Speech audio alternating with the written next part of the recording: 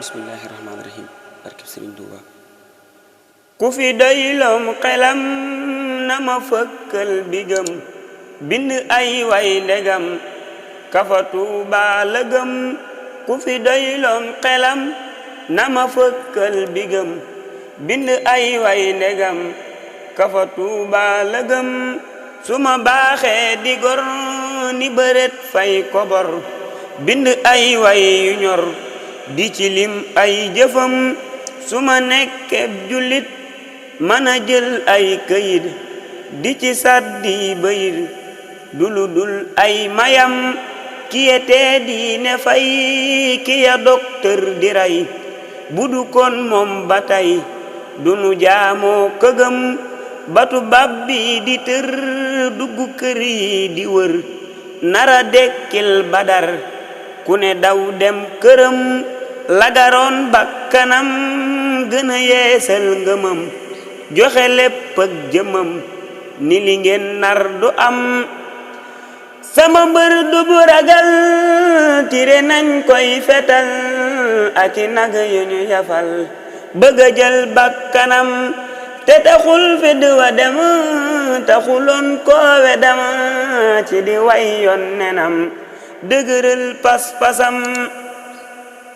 dafa kabbar ci ndox bato nasaraan sa fëx ñu ni tey day ma bëx bile bis mooy bisam. lamburaan ak gabon tukki bee tax ñu ñoŋ ba mu del see la toŋ ñane woon ci wetam. Madu Bamba di bër jàpp nasaraan si tër te génneewul gobar lile rek doy na ndam.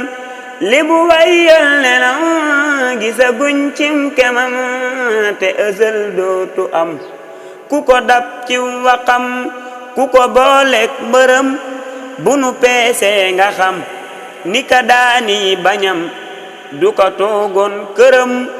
ku ko diingat torox ku fi lal der ci ndox bu ca tabbee suruxu ñu dëjël ko dëjëm ba fi diiney wañax dëkk bëx bëx di bax ñafi woon gumba tëx ku ne dakkub ruqam ba mu neexee ñu ñëw bëgg ko féete kaw ku ne naa maa fi raw di fa gaatub dënam mani noppee fi war la ga mbër wax ca Ndar mbind maa ngee du far ku fa dem teg bëtam.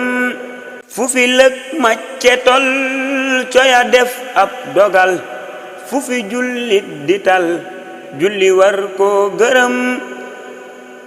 mani 18 safar mi ñu teggil naqar nañu waajal ko ngir ku ca feeñ am nga ndam. Madu Bamba di bër jàpp nasaraan si tër te génneewul gobar lile rek doy na ndam. ku ko diingat torox ku fi lal der ci ndox bu ca tabbee suruxu ñu dëjël ko dëjëm. mani 18 safar mi ñu teggil naqar nañu waajal ko ngir ku ca feeñ am nga ndam.